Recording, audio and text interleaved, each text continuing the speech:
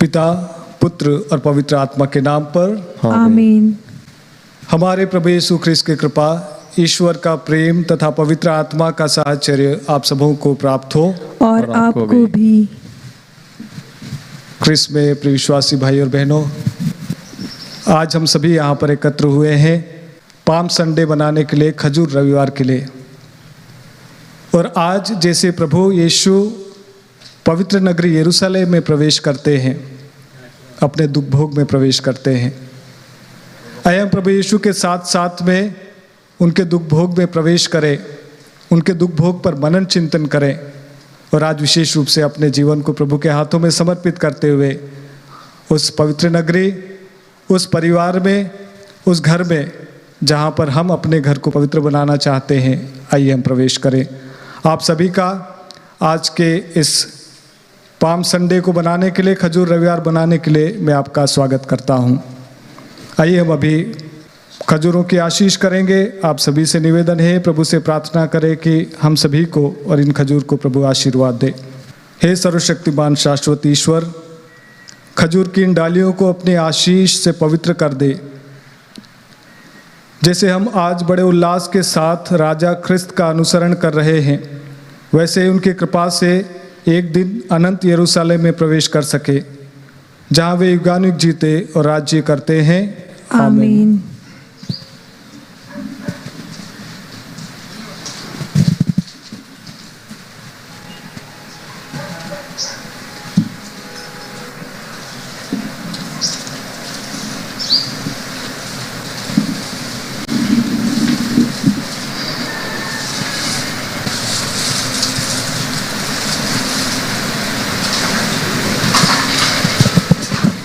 चालीसे का 5वां इतवार।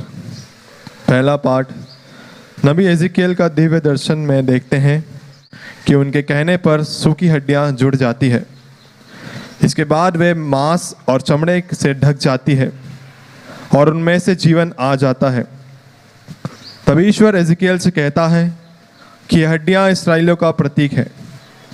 यहूदी अब निर्वासित होकर एक प्रकार से मर गए, किंतु ईश्वर उन्हें उनके अपने देश वापस ले जाएगा।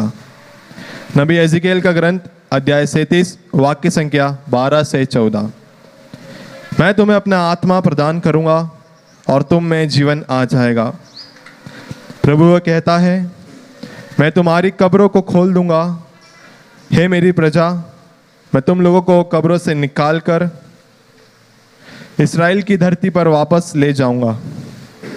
हे मेरी प्रजा, जब मैं तुम्हारी कब्रों को खोल कर तुम लोगों को उनमें से निकालूंगा, तो तुम जान जाओगे कि मैं ही प्रभु हूँ। मैं तुम्हें अपना आत्मा प्रदान करूंगा और तुम में जीवन आ जाएगा।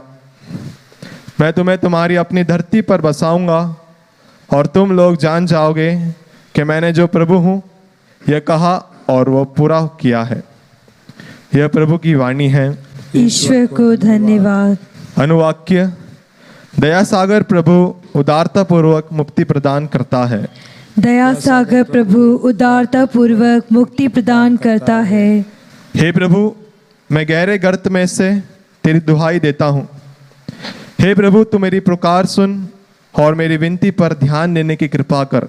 अनुवाक्य। दया सागर प्रभु उदारता पूर्वक मुक्ति प्रदान करता है।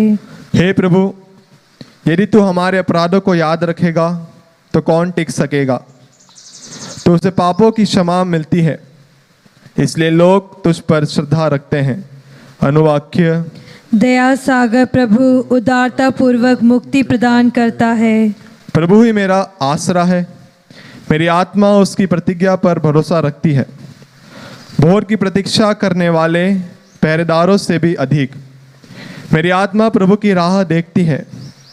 भोर की प्रतीक्षा करने वाले पहरेदारों से भी अधिक इस्राएल प्रभु की राह देखता है। अनुवाक्य। दया सागर प्रभु उदारता पूर्वक मुक्ति प्रदान करता है। क्योंकि दया सागर प्रभु उदारता पूर्वक मुक्ति प्रदान करता है, वह इस्राएल को सब अपराधों से मुक्त करेगा। दूसरा पाठ। संत पौलुस कहते हैं, यदि ईश्वर का आत्मा हम में सचमुच निवास करता है तो हमारे अंदर एक बड़ा परिवर्तन हो जाता है। इसके फल स्वरूप हमें मसीह के पुनरुत्थान के भागी बनकर अनंत जीवन में प्रवेश करेंगे। रोमियो के नाम संत पौलुस का पत्र, अध्याय 8, वचन संख्या 8 से 11। जिसने यीशु को मृतकों में से जिलाया है, उसका आत्मा आप लोगों में निवास करता है। जो लोग शरीर की वासनाओं से संचालित हैं, उन पर ईश्वर प्रसन्न नहीं होता। यदि ईश्वर का आत्मा सचमुच आप लोगों में निवास करता है, तो आप शरीर की वासनाओं से नहीं बल्कि आत्मा से संचालित हैं। जिस मनुष्य में मसीह का आत्मा निवास करता है, वह मसीह का नहीं। यदि मसीह आप में निवास करते हैं, तो पाप के फलस्वरूप शरीर भले ही मर जाए, किंतु पाप मुक्ति के फलस्वरूप आत्मा को जीवन प्राप्त होता है। जिसने यीशु को मृतकों में से जिलाया, यदि उनका आत्मा आप लोगों में निवास करता है, तो जिसने यीशु मसीह को मृतकों में से जिलाया, वह अपनी आत्मा द्वारा जो आप में निवास करता है, आपके नश्वर शरीरों को भी जीवन प्रदान करेगा। यह प्रभु की वाणी है। ईश्वर को धन्यवाद। ख्रिस्त में प्रिय विश्वासी भाई और बहनों, अभी हम यरूशलेम के निवासियों की तरह हाथ में खजूर की डालियां लेकर प्रभु का जय घोष करते हुए एक शांतिपूर्ण जुलूस के साथ में गिरजाघर में प्रवेश करेंगे। आइए हम इस जुलूस में शांति भाव से और प्रार्थना में भाव से भाग लें।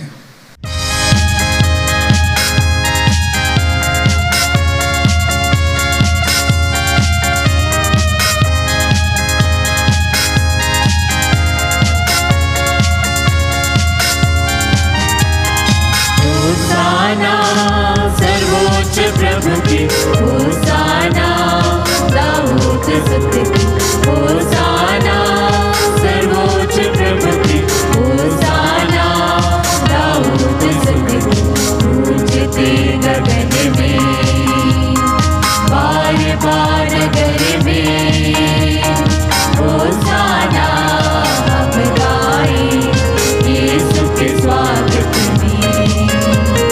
होसाना दाऊद सत्य की होसाना, सर्वोच्च प्रभु की होसाना, दाऊद सत्य की।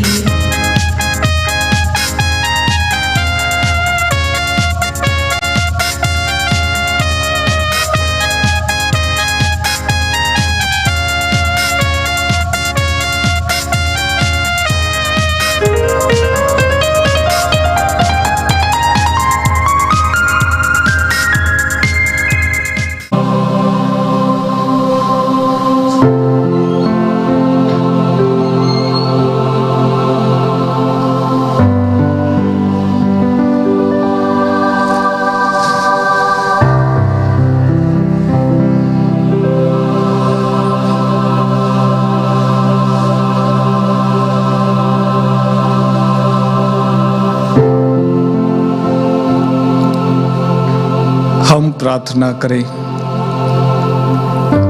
हे सर्वशक्तिमान शाश्वत ईश्वर, तेरी इच्छा से हमारे मुक्तिदाता मनुष्य बने, वो क्रूस पर मरे कि मानव को दीनता का आदर्श मिले।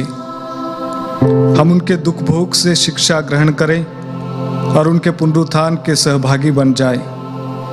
ऐसी कृपा कर उन्हीं हमारे प्रभु और तेरे पुत्र यीशु ख्रिस्त के द्वारा, जो ईश्वर होकर तेरे तथा पवित्र आत्मा के साथ युगानुग जीते और राज्य करते हैं। आमीन। प्रभु आप लोगों के साथ हो और आपके साथ भी। संत मत्ती के अनुसार प्रभु यीशु का दुख भोग।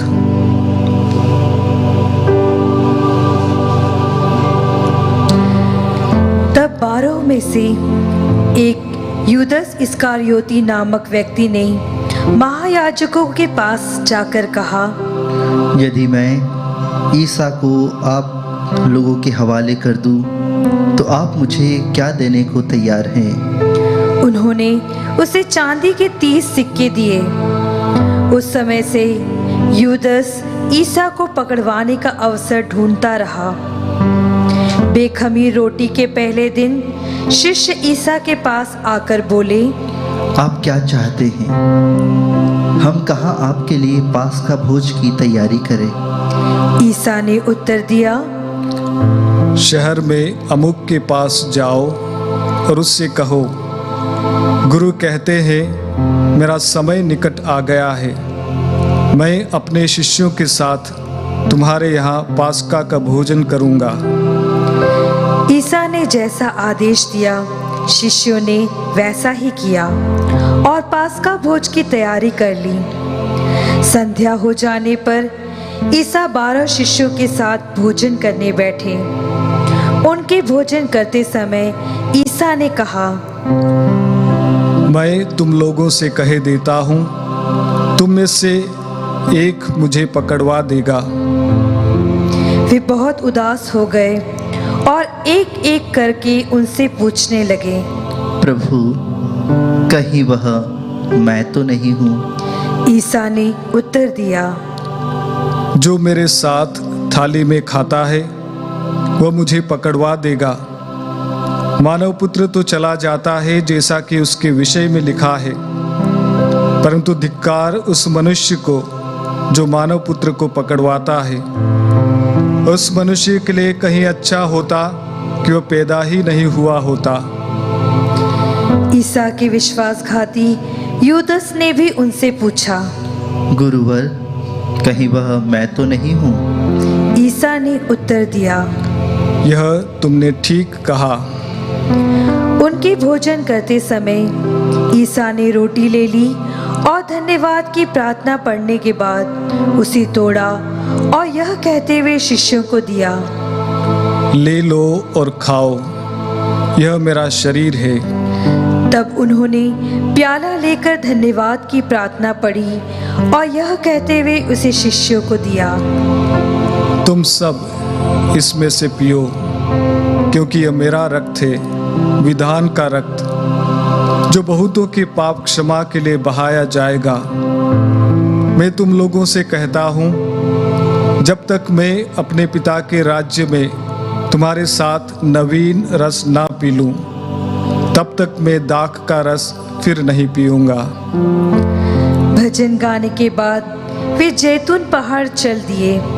उस समय ईसा ने उनसे कहा, इसी रात को तुम सब मेरे कारण विचलित हो जाओगे, क्योंकि यह लिखा है, मैं चरवाहे को मारूंगा और झुंड की भेड़ें तितर बितर हो जाएगी। किंतु अपने पुनरुत्थान के बाद मैं तुम लोगों से पहले गलीलिया जाऊंगा। इस पर पेत्रुस ने ईसा से कहा, आपके कारण चाहे सभी विचलित हो जाए, किंतु मैं कभी विचलित नहीं होऊंगा। ईसा ने उसे उत्तर दिया, मैं तुमसे कहे देता हूँ, इसी रात को मुर्गे के बांग देने के पहले ही तुम मुझे 3 बार अस्वीकार करोगे।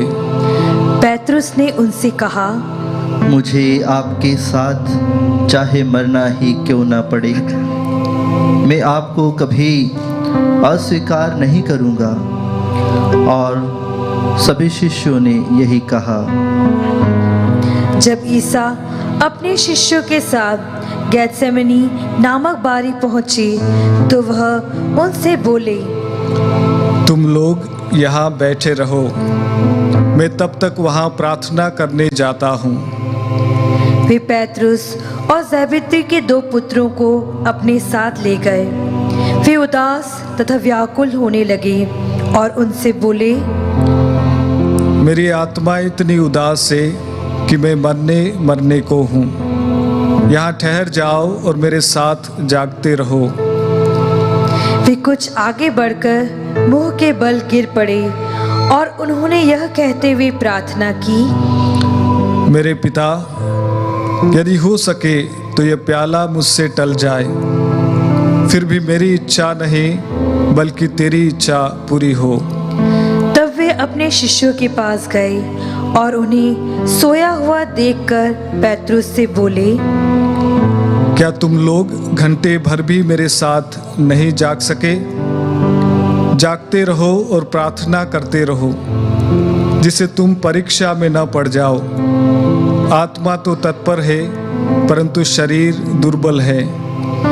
वे फिर दूसरी बार गए और उन्होंने यह कहते हुए प्रार्थना की, मेरे पिता, यदि यह प्याला मेरे पिए बिना नहीं टल सकता तो तेरी ही इच्छा पूरी हो।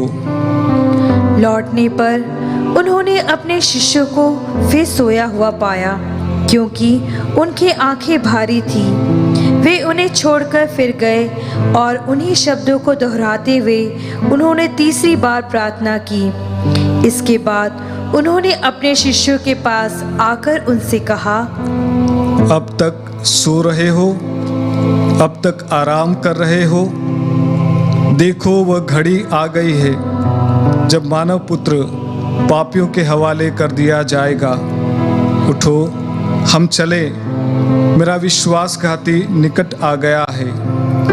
ईसा यह कह ही रहे थे कि 12 में से एक यूदस आ गया। उसके साथ तलवारें और लाठियां लिए एक बड़ी भीड़ थी, जिसे महायाजकों और जनता के नेताओं ने भेजा था। विश्वासघाती ने उन्हें यह कहते हुए संकेत दिया था, मैं जिसका चुंबन करूंगा वही है, उसी को पकड़ना। उसने सीधे ईसा के पास आकर कहा, गुरुवर प्रणाम, और उनका चुंबन किया। ईसा ने उससे कहा, मित्र, जो करने आए हो कर लो। तब लोग आगे बढ़ आए और उन्होंने ईसा को पकड़कर गिरफ्तार कर लिया। इस पर ईसा के साथियों में एक ने अपनी तलवार खींच ली और प्रधान याजक के नौकर पर चलाकर उनका कान उड़ा दिया। ईसा ने उससे कहा, तलवार म्यान में कर लो, क्योंकि जो तलवार उठाते हैं वे तलवार से मरते हैं। क्या तुम समझते हो कि मैं अपने पिता की सहायता नहीं मांग सकता? तब क्या वह अभी मेरे लिए स्वर्गदूतों की 12 से भी अधिक सेनाएं नहीं भेज देगा? लेकिन तब धर्म ग्रंथ कैसे पूरा होगा? उसमें तो लिखा है कि ऐसा ही होना आवश्यक है। इसके बाद ईसा ने भीड़ से कहा, क्या तुम लोग मुझे डाकू समझते हो, जो तलवारें और लाठियां लेकर मुझे पकड़ने आए हो? मैं तो प्रतिदिन मंदिर में बैठकर शिक्षा दिया करता था, फिर भी तुमने मुझे गिरफ्तार नहीं किया। यह सब इसलिए हुआ कि नबियों ने जो लिखा है वह पूरा हो जाए। तब सभी शिष्य ईसा को छोड़कर भाग गए। जिन्होंने ईसा को गिरफ्तार कर लिया था, वे उन्हें प्रधान याजक कैफस के पास ले गए, जहां शास्त्री और नेता इकट्ठे हो गए थे। पेट्रुस कुछ दूरी पर ईसा के पीछे पीछे चला। वह प्रधान याजक के महल तक पहुंचकर अंदर गया और परिणाम देखने के लिए नौकरों के साथ बैठ गया। महायाजक और सभी महासभा ईसा को मरवा डालने के उद्देश्य से उनके विरुद्ध झूठी गवाही खोज रही थी, परंतु वह मिली नहीं। यद्यपि बहुत से झूठे गवाह सामने आए, अंत में 2 गवाह आकर बोले, इस व्यक्ति ने कहा, मैं ईश्वर का मंदिर ढा सकता हूँ और 3 दिनों के अंदर उसे फिर से बना सकता हूँ। इस पर प्रधान याजक ने खड़े होकर ईसा से कहा, ये लोग तुम्हारे विरुद्ध जो गवाही दे रहे हैं, क्या इसका कोई उत्तर तुम्हारे पास नहीं है? परंतु ईसा मौन रहे। तब प्रधान याजक ने उनसे कहा, तुम्हें जीवंत ईश्वर की शपथ, यदि तुम मसीह ईश्वर के पुत्र हो तो हमें बता दो। ईसा ने उत्तर दिया, आपका कहना ठीक है। मैं आप लोगों से यह भी कहता हूँ, भविष्य में आप मानव पुत्र को सर्वशक्तिमान ईश्वर के दाहिने बैठा हुआ और आकाश के बादलों पर आता हुआ देखेंगे। इस पर प्रधान याजक ने अपने वस्त्र फाड़कर कहा, इसने ईश निंदा की है, तो अब हमें गवाहों की जरूरत ही क्या है? अभी अभी आप लोगों ने इस निंदा सुनी है। आप लोगों का क्या विचार है? उन्होंने उत्तर दिया, यह प्राण दंड के योग्य है। तब उन्होंने उनके मुंह पर थूका और उन्हें घूंसे मारे। कुछ लोगों ने उन्हें थप्पड़ मारते हुए यह कहा, मसीह, यदि तू नबी है तो हमें बता, तुझे किसने मारा है? पेत्रुस उस समय बाहर प्रांगण में बैठा हुआ था। एक नौकरानी के पास आकर उससे कहा, तुम भी ईसा गलीली के साथ थे? किंतु उसने सबके सामने अस्वीकार करते हुए कहा, मैं नहीं समझता कि तुम क्या कह रही हो। इसके बाद पेत्रुस फाटक की ओर निकल गया, किंतु एक दूसरी नौकरानी ने उसे देख लिया और वहां के लोगों से कहा, यह व्यक्ति ईसा नाजरी के साथ था। उसने शपथ खाकर फिर अस्वीकार किया और कहा, मैं उस मनुष्य को नहीं जानता। इसके थोड़ी देर बाद आसपास खड़े लोग पेत्रुस के पास आए और बोले, निश्चय ही तुम भी उन्हीं लोगों में से एक हो, यह तो तुम्हारी बोली से ही स्पष्ट है। तब पेत्रुस कोसने और शपथ खाकर कहने लगा कि मैं उस मनुष्य को जानता ही नहीं। ठीक उसी समय मुर्गे ने बाग दी। पेत्रुस को ईसा का यह कहना याद आया, मुर्गे के बाग देने से पहले ही तुम मुझे 3 बार अस्वीकार करोगे। और वह बाहर निकलकर फूट फूट कर रोया। भोर को सब महायाजकों और जनता के नेताओं ने ईसा को मरवा डालने के लिए परामर्श किया। उन्होंने ईसा को बांधा और उन्हें ले जाकर राज्यपाल पिलातुस के हवाले कर दिया। जब ईसा के विश्वासघाती यूदस ने देखा कि उन्हें दंडाज्ञा मिली है तो उसे पश्चाताप हुआ और वह महायाजकों और नेताओं के पास चांदी के 30 सिक्के यह कहकर वापस ले गया, मैंने निर्दोष रक्त का सौदा कर पाप किया है। उन्होंने उत्तर दिया, हमें इससे क्या, तुम जानो। इस पर यूदस ने चांदी के सिक्के मंदिर में फेंक दिए और जाकर फांसी लगा ली। महायाजकों ने चांदी के सिक्के उठाकर कहा, इन्हें खजाने में जमा करना उचित नहीं है, यह तो रक्त की कीमत है। इसलिए परामर्श करने के बाद उन्होंने परदेशियों को दफनाने के लिए उन सिक्कों से कुम्हार की ज़मीन खरीद ली। यही कारण है कि वह ज़मीन आज तक रक्त की ज़मीन कहलाती है। इस प्रकार नबी यिर्मयाह का यह कथन पूरा हो गया। उन्होंने चांदी के 30 सिक्के के लिए वही दाम इज़राइल के पुत्रों ने उनके लिए निर्धारित किया था और कुम्हार की ज़मीन के लिए दे दिए, जैसा कि प्रभु ने मुझे आदेश दिया था। ईसा अब राज्यपाल के सामने खड़े थे। राज्यपाल ने उनसे पूछा, क्या तुम यहूदियों के राजा हो?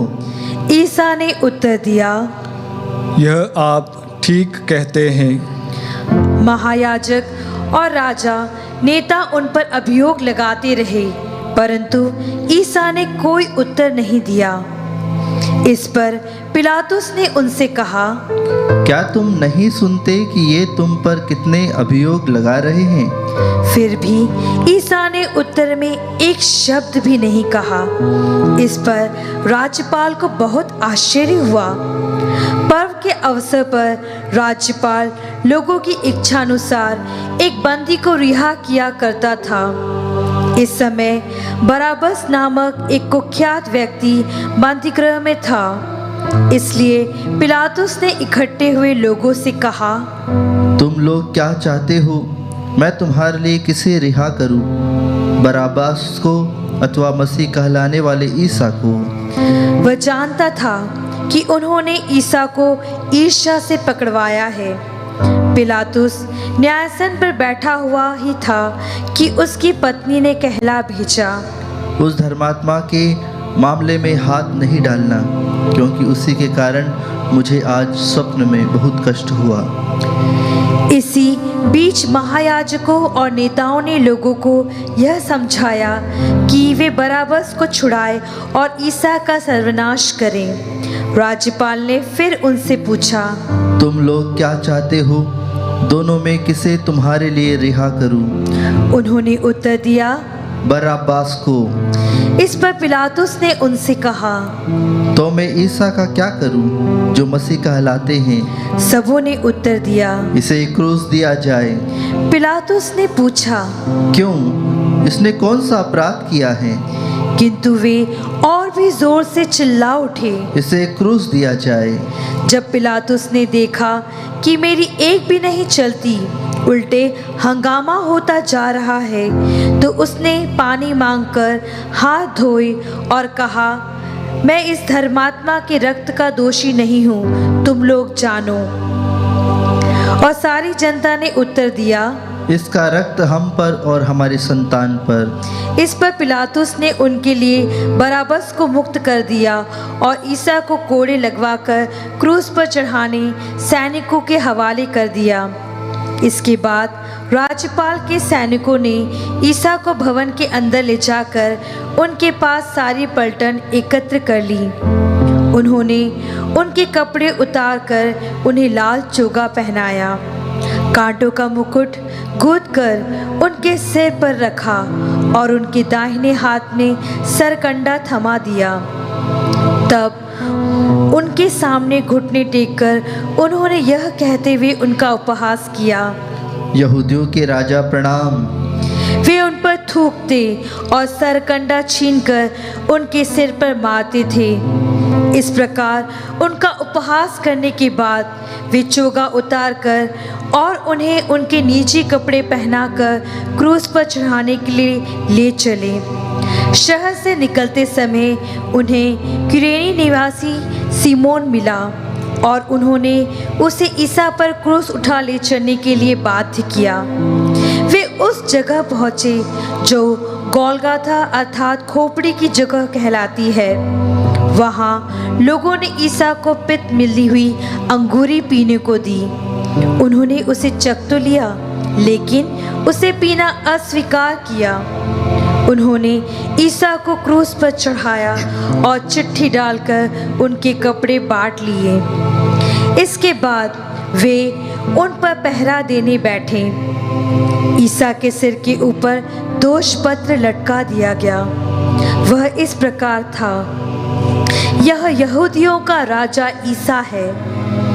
ईसा के साथ ही उन्होंने 2 डाकुओं को क्रूस पर चढ़ाया, एक को उनके दाएं और दूसरे को उनके बाएं। उधर से आने जाने वाले लोग ईसा की निंदा करते और सिर हिलाते हुए यह कहते थे, हे मंदिर ढाने वाले और 3 दिनों के अंदर उसे फिर बना देने वाले, यदि तू ईश्वर का पुत्र है तो क्रूस से उतर आ।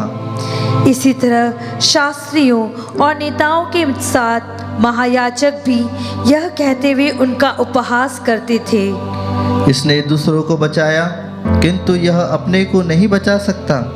यह तो इस्राएल का राजा है। अब यह क्रूस से उतरे तो हम इसमें विश्वास करेंगे। इसे ईश्वर का भरोसा था, यदि ईश्वर इस पर प्रसन्न हो तो इसे छुड़ाए। इसने तो कहा है, मैं ईश्वर का पुत्र हूँ। जो डाकू ईसा के साथ क्रूस पर चढ़ाए गए थे, वे भी इसी तरह उनका उपहास करते थे। दोपहर से तीसरे पहर तक पूरे प्रदेश पर अंधेरा छाया रहा। लगभग तीसरे पहर ईसा ने ऊंचे स्वर से पुकारा, एली एली लेमा सबक्तानी। इसका अर्थ है, मेरे ईश्वर तूने मुझे क्यों त्याग दिया है। यह सुनकर पास खड़े लोगों में से कुछ कहते थे, यह एलियस को बुला रहा है। उनमें से एक तुरंत दौड़कर पंसोक्ता लेकर आया और उसे खट्टी अंगूरी में डुबाकर और सरकंडे में लगाकर उसने ईसा को पीने को दिया। कुछ लोगों ने कहा, रहने दो, देखे एलियस इसे बचाने आता है या नहीं।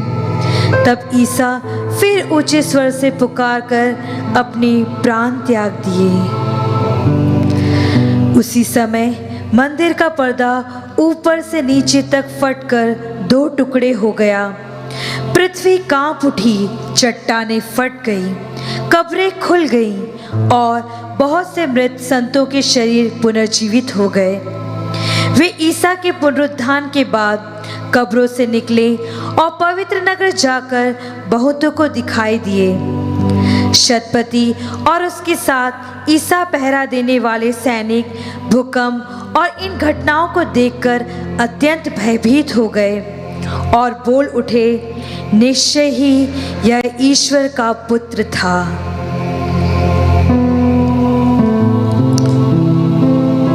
यह प्रभु का पवित्र दुख भोग है। ईश्वर को धन्यवाद। क्रिस्त में प्रिय विश्वासी भाई और बहनों, आज हम खजूर रविवार मना रहे हैं। हमने पहले पाठ में और हम जुलूस के साथ में इस मंदिर में प्रवेश किए हैं और इसका अर्थ ये है कि प्रभु यरूशलेम में प्रवेश करते हैं। यरूशलेम उनके लिए एक ऐसी जगह थी जहाँ पर प्रभु को मारने के लिए लोग तैयार थे। अगर आप बाइबल पढ़ेंगे तो आपको पता होगा कि किस प्रकार से प्रभु ने जब उस बीमार व्यक्ति को चंगा किया तो लोग उसके पीछे पड़ गए उसको मारने के लिए। तो जब प्रभु यरूशलेम में प्रवेश करते हैं, समारोह के साथ में प्रवेश करते हैं, लोग उसका जय घोष करते हैं, उसका गुणगान करते हैं, तो इसका अर्थ ये है कि प्रभु अपने दुख भोग में प्रवेश करते हैं। आज जब हम खजूर रविवार मना रहे हैं तो आज के बाद से हम पवित्र सप्ताह में प्रवेश करने वाले हैं। क्रिस्त में प्रिय विश्वासी भाई और बहनों, आज का समारोह हमें निमंत्रण देता है कि जिस प्रकार प्रभु अपने दुख भोग में प्रवेश करते हैं, जिस प्रकार से प्रभु दुख भोगने के लिए अपने आप को तैयार करते हैं, अपनी मृत्यु को स्वीकार करते हैं हमें नया जीवन देने के लिए, और इसको समझना बहुत ज़रूरी है। और इसीलिए मैं आपके सामने घटना पेश करना चाहता हूँ कि जहाँ पर किस प्रकार से एक माँ अपने बेटे को जीवन देने के लिए अपना जीवन समर्पित कर देती है। उस माँ का सिर्फ एक ही बेटा था और वो बेटा पुरोहित बन गया। पुरोहित बनने के बाद में उस बेटे का अपॉइंटमेंट एक ऐसी जगह पर हुआ, एक ऐसे गांव में हुआ जहाँ पर दूर दूर शायद इतने लोग नहीं थे। वो बेटा अपना पुरोहित जीवन जी रहा था और धीरे धीरे अपने पुरोहिताई कार्य करते करते मिस्सा बलिदान संस्कार चढ़ाते चढ़ाते वो पुरोहित को शराब की एक आदत पड़ गई, शराब की एक लत लग गई और वह इतना आदी हो गया कि वो बहुत शराब पीने लगा। जब उसकी माँ को पता पड़ा कि मेरा बेटा शराब पीने लगा है तो माँ ने मन बनाया कि मैं मेरे बेटे के पास में जाऊंगी, और वो अपना सब कुछ छोड़कर बेटे को फ़ोन करती है, कहती है कि बेटा मैं तुम्हारे पास में आकर रुकना चाहती हूँ। बेटे ने सबसे पहले तो मना किया क्योंकि माँ बूढ़ी हो चली थी, बीमार थी और उसको गांव की आदत नहीं थी। तो बेटे ने कहा, माँ तू यहाँ पर मत आ, यहाँ पर बहुत गर्मी है, इतने यहाँ पर सुविधाएं नहीं है।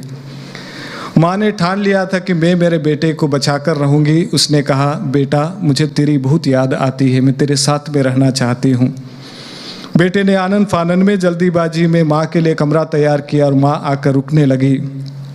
बेटे ने देखा कि जब माँ घर में रहती है तो उसका शराब पीना घर में बंद हो गया। एक शराब की आदत तो उसको लगी थी और इसीलिए जब बेटे की शराब पीने की आदत घर में कम पड़ गई तो वो बाहर जाकर शराब पीने लगा, लोगों के घरों में जाकर। माँ को जब पता पड़ा कि मेरा बेटा लोगों के घरों में जाकर शराब पीता है तो माँ ने कहा, बेटा तू जहाँ कहीं भी जाएगा मैं तेरे साथ में आऊँगी। बेटे ने मना किया, फिर भी माँ उसके साथ में गई। जब माँ उसके साथ में रही, घरों में आने लगी तो उसका घरों में पीना बंद हो गया। ना वो घर में पी सकता था, लोगों के घरों में पी सकता था, ना अपने पैरिश हाउस में पी सकता था क्योंकि उसकी माँ उसके साथ में थी। जब उस पुरोहित को मालूम पड़ने लगा कि ना वो घर में पी सकता है ना अपने पैरिश हाउस में पी सकता है, आदत तो आदत होती है कृष्ण में प्रिय विश्वासी भाई और बहनों, वो ऐसी सुनसान जगहों पर जाकर शराब की बोतलें ले जाकर वहाँ पर पीना शुरू कर देता है। माँ को जब पता पड़ता है तो माँ ने कहा कि बेटा आज से मैं हर समय तेरे साथ में रहूँगी, तू जहाँ कहीं भी जाएगा मैं तेरे साथ में रहूँगी। माँ ने कहा, बेटे ने मना किया कि माँ तू बीमार है, तुझे दवाई लेना है और तू इतने समय मेरे साथ में नहीं रह सकती। फिर भी माँ नहीं मानी तो बेटे के साथ में हर समय माँ रहने लगी। एक दिन ऐसे सुनसान जगह पर जब ये बेटा या पुरोहित शराब की बोतल लेकर पीने लगा, माँ उसके पीछे आकर बैठ गई धूप में, और उसी समय माँ को हृदयघात हुआ, हार्ट अटैक आया और माँ वहीं पर शांत हो गई। जब इस पुरोहित ने देखा कि मेरी माँ ने मुझे बचाने के लिए, शराब छुड़ाने के लिए मेरा अपने जीवन को समर्पित कर दिया है, उसी समय उस पुरोहित ने वहीं पर वो बोतल तोड़ी और निर्णय लिया कि आज के बाद से मैं कभी भी शराब नहीं पीऊँगा। ख्रिस्त में प्रिय विश्वासी भाई और बहनों, आज जब हम प्रभु का दुख भोग मना रहे हैं, पाम संडे मना रहे हैं, खजूर रविवार मना रहे हैं, इसका अर्थ यह है कि प्रभु जानते थे कि जब वो यरूशलेम में प्रवेश करेंगे तो उनको वहाँ पर मार डाला जाएगा। फिर भी वो चॉइस करते हैं, चुनाव करते हैं कि मैं ज़रूर जाऊँगा, क्योंकि ये प्रभु हमें जीवन देने वाला परमेश्वर है।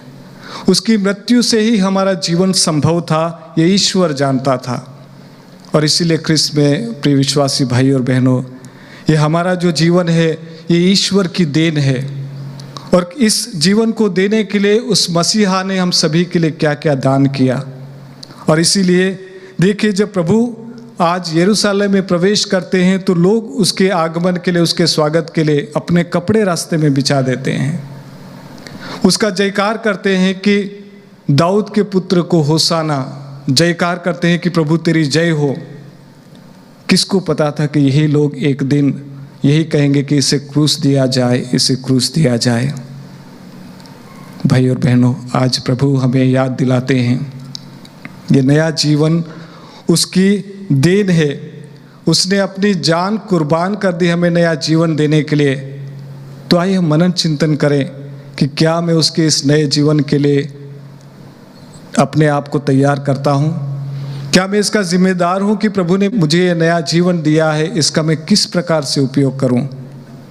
आइए, जब हम आज की मिस्सा बलिदान में भाग ले रहे हैं, आज से पवित्र सप्ताह में प्रवेश कर रहे हैं, अपने जीवन में, अपने परिवार में, अपने शरीर में और गहरे जाए और अपने आप से पूछें, हे प्रभु, मैं तुझे इस दान के लिए क्या दे सकता हूँ।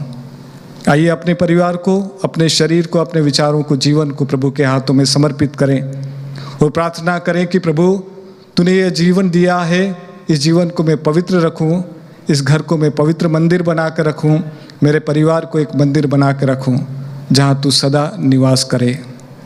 आमीन। आइए हम अपने विश्वास की घोषणा करें। राग सरिता पेज नंबर 297। मैं सर्वशक्तिमान पिता, स्वर्ग और पृथ्वी सब दृश्य वस्तु के सृष्टिकर्ता एक ही परमेश्वर में विश्वास करता हूँ और ईश्वर के इकलौते पुत्र एक ही प्रभु यीशु ख्रिस्त में, जो सभी युगों के पहले पिता से उत्पन्न है, वह ईश्वर से उत्पन्न ईश्वर, प्रकाश से उत्पन्न प्रकाश, सच्चे ईश्वर से उत्पन्न सच्चा ईश्वर है। वह बनाया हुआ नहीं, उत्पन्न हुआ है। उसका पिता का तत्व एक ही है, उसी के द्वारा सब कुछ सृष्टि किया गया है। वह मनुष्य के लिए और हमारी मुक्ति के लिए स्वर्ग से उतरा और पवित्र आत्मा के द्वारा कुंवारी मरिया से शरीर धारण कर मनुष्य बन गया। उसने पौंतुस पिलातुस के समय दुख भोगा, वह हमारे लिए क्रूस पर ठुका गया, मर गया और गाड़ा गया। वह धर्म के अनुसार तीसरे दिन जी उठा और स्वर्ग जाकर पिता के दाहिने ओर विराजमान है। वह जीवित और मृतकों का न्याय करने के लिए महिमा के साथ फिर आएगा और उसके राज्य का कभी अंत नहीं होगा। मैं प्रभु और जीवनदाता पवित्र आत्मा में विश्वास करता हूँ। वह पिता और पुत्र से प्रस्तुत होता है, पिता और पुत्र के साथ साथ उसकी आराधना और स्तुति की जाती है। वह नबियों के मुंह से बोला है, मैं एक ही पवित्र कैथोलिक कलीसिया और पापों की क्षमा के लिए एक ही बपतिस्मा स्वीकार करता हूँ। मैं मृत्यु के पुनरुत्थान और परलोक के जीवन की बात जोहता हूँ। आमीन। ख्रिस्त में प्रिय विश्वासी भाई और बहनों, आइए हम कुछ पलों के लिए अपनी आंखों को बंद करें, अपने निवेदन, अपनी प्रार्थनाएं उस मसीहा के सामने रखें जिसने बिना डरे यरूशलेम में प्रवेश किया, यानी अपने दुख भोग में प्रवेश किया, ताकि ये मसीहा हमें जीवन दे सके। आइए हम विश्वास के साथ में प्रार्थना करें। सारी दुनिया में एक तरह का टेंशन छाया हुआ है, एक तरह का डर छाया हुआ है। सब लोग डर के मारे, महामारी के मारे, बीमारी के डर के मारे अपने अपने घरों में बैठे हुए हैं। सबको नहीं पता कि आने वाला कल मेरे लिए क्या होगा। सब परिवार, सब घर इसी टेंशन में है, क्या मेरा परिवार सुरक्षित है। ख्रिस्त में प्रिय विश्वासी भाई और बहनों, उस मसीहा के पास में आए जो मसीहा कहता है अल्फा और ओमेगा में हूँ, मार्ग, सत्य और जीवन में हूँ। आइए हम प्रार्थना करें संत पापा फ्रांसिस के लिए, जिनके कंधों पर सारी कलीसिया का भार है। प्रार्थना करें कि वह जीवित परमेश्वर पवित्र आत्मा की प्रज्ञा और समझदारी का वरदान दे कि अपनी कलीसिया को सही मार्गदर्शन दे सके। हम सभी पुरोहित भाइयों, धर्म भाइयों और धर्म बहनों के लिए प्रार्थना करें कि ईश्वर उनका मार्गदर्शक बने। सारी कलीसिया के लिए प्रार्थना करें कि इस समय में वे अपना विश्वास नहीं खोए। इस समय में जब वो संस्कारों को एक्टिव रूप से पार्टिसिपेट नहीं कर रहे हैं, भाग नहीं ले पा रहे हैं, उनके मन में हताशा और निराशा नहीं आए। प्रभु उन्हें विश्वास और प्रार्थना का वरदान दे कि वे ईश्वर को और भी करीबी से जाने। उस सारी बीमारी से ग्रसित लोगों के लिए प्रार्थना करें कि प्रभु उन्हें जल्दी से जल्दी चंगा करे। डॉक्टर, नर्सेस, साइंटिस्ट सभी को प्रभु के हाथों में समर्पित करें कि दयावान ईश्वर उन्हें प्रज्ञा का वरदान दे, चंगाई का वरदान दे। ये प्रार्थना हम करते हैं हमारे प्रभु ख्रिस्त के द्वारा। आमीन।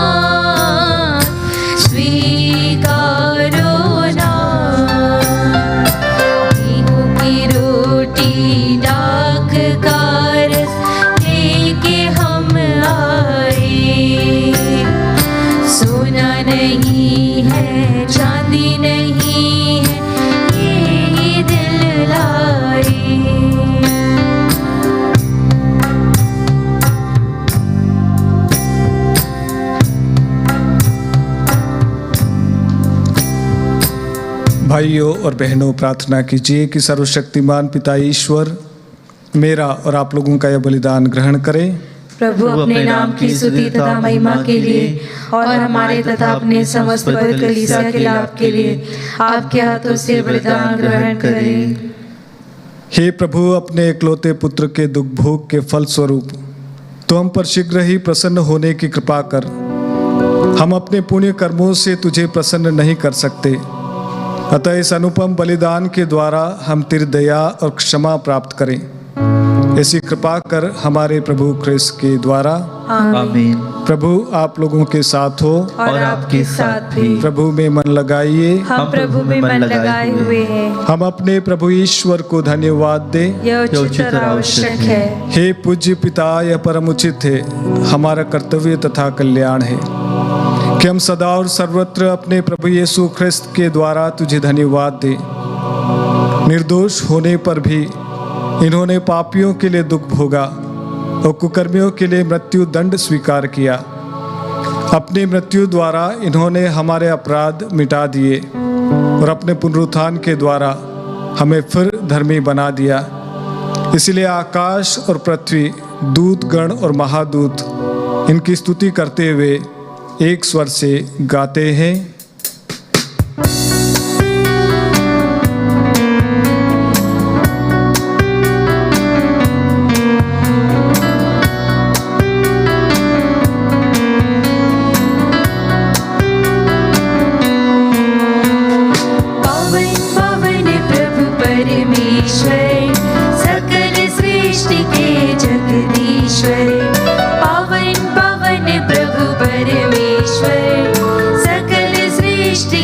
जगदीश्वर पावन पावन पावन प्रभु तेरा नाम। पावन पावन पावन प्रभु तेरा नाम। तेरी महिमा कीर्ति प्रशंसा आच्छादित है अवनी अंबर।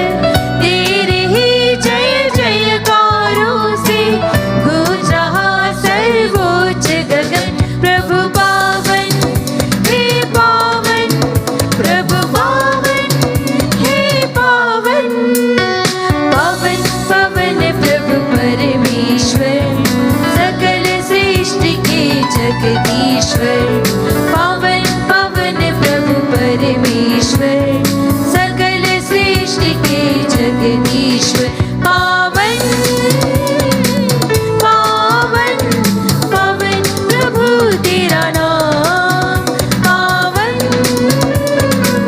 पावन पावन प्रभु तेरा नाम। धन्य है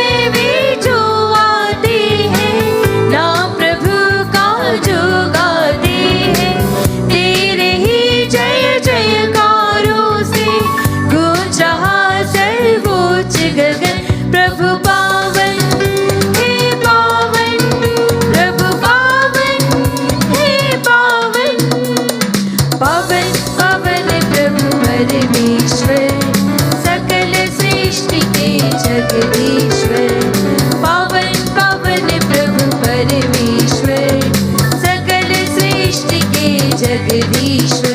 पावन पावन पावन प्रभु तेरा नाम। पावन पावन पावन प्रभु तेरा नाम।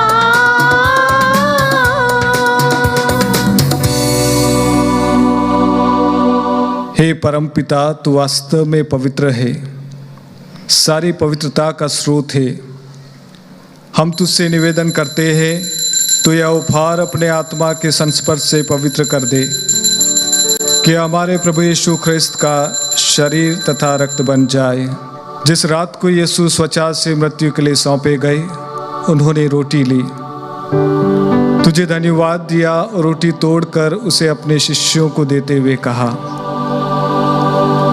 तुम सब इसे लो और खाओ, यह मेरा शरीर है जो तुम्हारे लिए बलि चढ़ाया जाएगा। हे मेरे प्रभु, हे मेरे ईश्वर।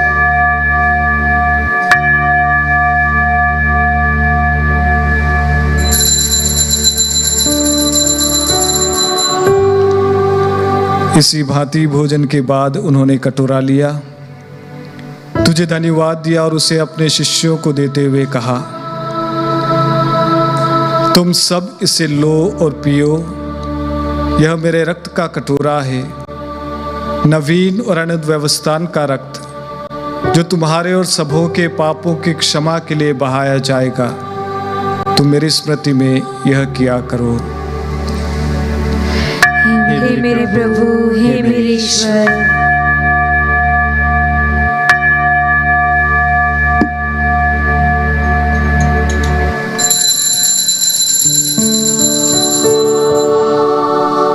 यह है हमारे विश्वास का रहस्य। ख्रिस्त मर गए, ख्रिस्त जी उठे, ख्रिस्त महिमा के साथ फिर आएंगे। हे परमपिता, यह आज्ञा मानकर हम अपने प्रभु की मृत्यु और पुनरुत्थान की स्मृति में तुझे जीवन की रोटी और मुक्ति का कटोरा चढ़ाते हैं। हम तुझे धन्यवाद देते हैं कि तूने हमें अपने सम्मुख उपस्थित होने और अपनी सेवा करने का सौभाग्य प्रदान किया है। हमारा नम्र निवेदन है कि हम सब जो ख्रिस्त का शरीर तथा रक्त ग्रहण करते हैं, पवित्र आत्मा के द्वारा एकता के सूत्र में बंधे रहें। प्रभु और हमारे संत पिता फ्रांसिस, हमारे धर्माध्यक्ष चाको और सभी याजकों के साथ विश्व भर में फैले अपने कलीसिया की सुधीले तथा इसे प्रेम में सिद्ध बना दे। हे प्रभु, हमारे उन भाई बहनों की भी सुधीले जो पुनरुत्थान की आशा में परलोक सिधार चुके हैं, उन्हें और सभी मृतकों को अपने पुण्य दर्शन का सौभाग्य प्रदान कर हम सब पर दया दृष्टि डाल कि हम भी अनंत जीवन के सहभागी बने और ईश्वर की माता धन्य कुंवारी मरियम, उनका वर संत योसेफ, प्रेरित गण और सभी संतों के साथ जो युग युग में तेरे विश्वास सेवक सेविकाएं बने रहे, तेरा स्तुतिगान कर सके तेरे पुत्र यीशु ख्रिस्त के द्वारा। आमीन। आइए हम सभी मिलकर प्रभु की स्तुति गाएं।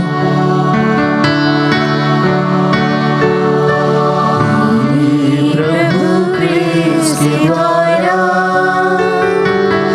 इन्हीं के साथ और इन्हीं में हे सर्वशक्तिमान पिता परमेश्वर पवित्र आत्मा के साथ तुझे समादर तथा महिमा युगान युग मिलती रहती है।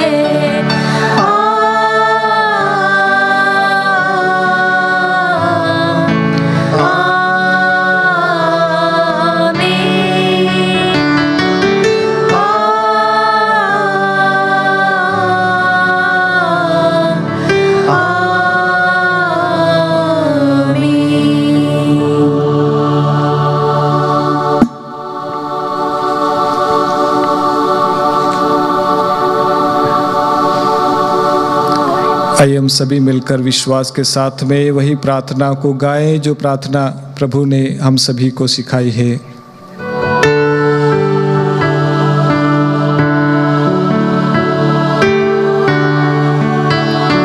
सर्वव्यापी पिता, सर्वव्यापी पिता, तू महान है, तू महान है।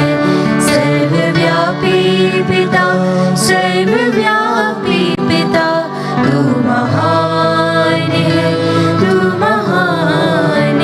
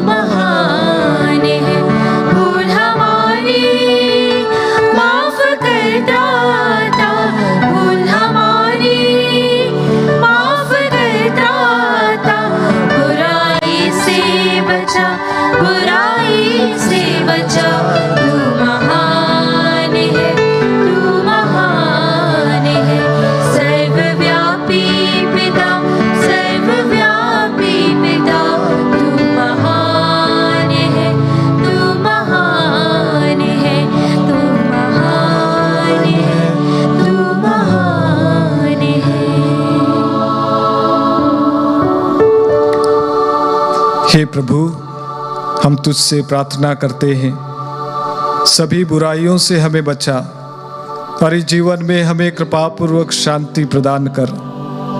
हम तेरे दया से सदा पाप से दूर और हर विपत्ति से सुरक्षित रहें और उस दिन की प्रतीक्षा करते रहें जब हमारे मुक्तिदाता यीशु ख्रिस्त फिर प्रकट होकर हमारी मंगलमय आशा पूरी करेंगे। क्योंकि तेरा राज्य, तेरा सामर्थ्य और तेरी महिमा अनंत काल तक बनी रहती है। हे प्रभु यीशु ख्रिस्त, तूने अपने प्रेरितों से कहा है, मैं तुम्हारे लिए शांति छोड़ जाता हूँ, अपनी शांति तुम्हें प्रदान करता हूँ। तू हमारे पापों पर नहीं, अपनी कलीसिया के विश्वास पर दृष्टि डाल और उसी शांति तथा एकता प्रदान कर। तू युगानुग जीता और राज्य करता है। आमीन। प्रभु की शांति सदा आप लोगों के साथ हो और आपके साथ भी। आइए हम परस्पर प्रेम भाव रखें। सबों को यीशु। हे ईश्वर के मेमने, जो संसार के पाप भर लेता है, हम पर दया कर। हे ईश्वर के मेमने, जो संसार के पाप भर लेता है, हम पर दया कर। हे ईश्वर के मेमने, जो संसार के पाप भर लेता है, हमें शांति प्रदान कर।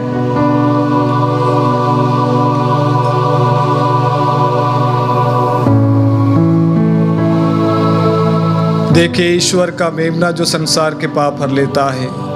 धन्य हम सब जो इस भोज में बुलाए जाते हैं। हे प्रभु, मैं इस योग्य नहीं हूँ कि आप मेरे यहाँ आएं, किंतु एक शब्द कह दीजिए और मेरी आत्मा चंगी हो जाएगी। ख्रिस्त का शरीर और रक्त अनंत जीवन के लिए हम रक्षा करता रहे। आमीन।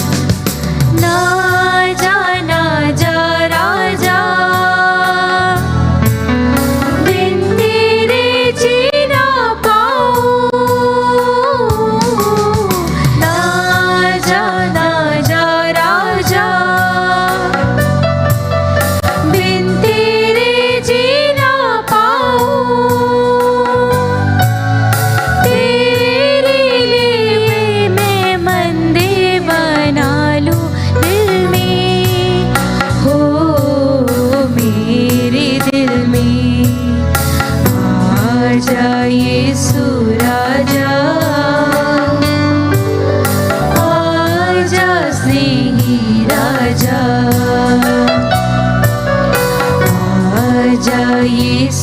राजा आजा स्नेही राजा।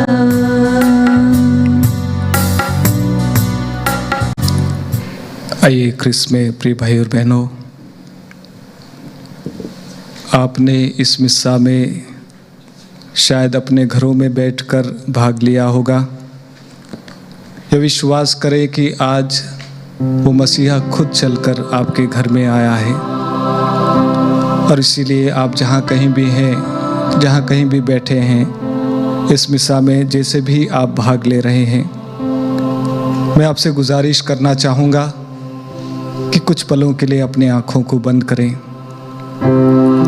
वो मसीहा जो इस पवित्र यूखरिस्ती समारोह के साथ में हमारे घर में, हमारे परिवार में आया है। ये मसीहा कहता है, थके मांदे और बोझ से दबे हुए लोगों, तुम सब के सब मेरे पास में आओ, मैं तुम्हें विश्राम दूंगा। आज का यह दौर बड़ा कठिन दौर हम सभी के लिए है। एक ऐसी विषम परिस्थिति हमारे सामने खड़ी हो गई कि हमें पता नहीं है कि वास्तव में क्या होने वाला है और इसीलिए हर व्यक्ति डरा हुआ है, हर व्यक्ति चिंतित है। सारी दुनिया में इस महामारी के चलते लोग डर के मारे समझ में नहीं आ रहा कि क्या करें। और इसीलिए आज जब हम अपनी आँखों को बंद करके उस मसीहा को याद कर रहे हैं जो कहता है, मार्ग, सत्य और जीवन में हूँ, जो मेरे पास में आता है वो कभी भी नहीं भटकेगा। आइए क्रिस में प्रिय भाई और बहनों, अपने परिवार को इस समय प्रभु के हाथों में समर्पित करें, अपने शरीर को प्रभु के हाथों में समर्पित करें, अपने देश को प्रभु के हाथों में समर्पित करें कि वो एकमात्र परमेश्वर है जिसने दुनिया को बनाई है। वह सच्चा ईश्वर हम सभी की रक्षा करे, हम सभी को उन सारी बड़ी बड़ी बीमारियों से बचा कर रखे जो वास्तव में हमें डरा देती है। कुछ पल मौन रहें, प्रार्थना करें कि प्रभु आपके साथ में, आपके परिवार के साथ में रहे।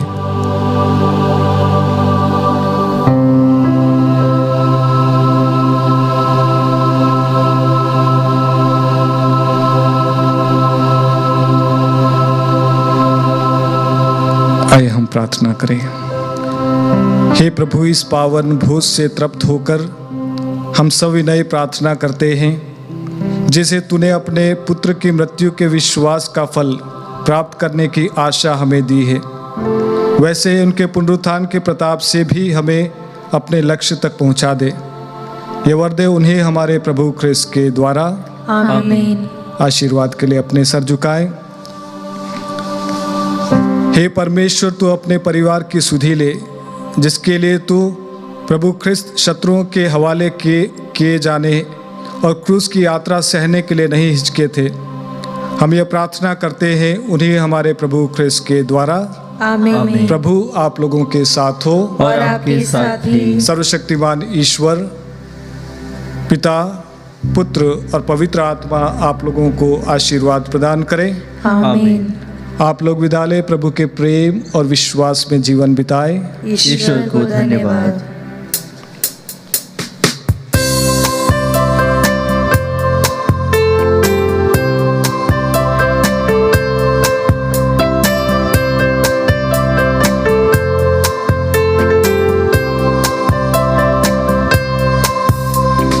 राजा यीशु जय बोलो प्यारो, राजा यीशु जय बोलो, राजा यीशु जय बोलो प्यारो, राजा यीशु जय बोलो, जय बोलो, जय बोलो, जय बोलो, जय बोलो, राजा यीशु जय बोलो प्यारो, राजा यीशु जय बोलो, राजा यीशु जय बोलो प्यारो, राजा यीशु जय बोलो। हे पिता तेरी महिमा, महिमा, हे पिता तेरी महिमा, महिमा, राजा यीशु जय बोलो प्यारो, राजा यीशु जय बोलो।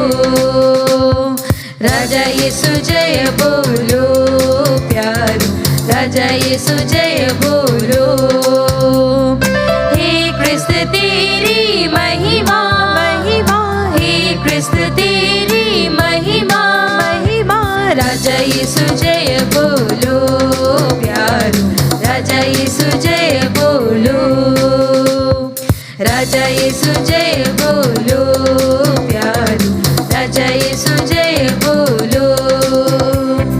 हे आत्मा तेरी महिमा महिमा, हे आत्मा तेरी महिमा महिमा, राजा यीशु जय बोलो प्यारो, राजा यीशु जय बोलो, राजा यीशु जय बोलो प्यारो, राजा यीशु जय बोलो।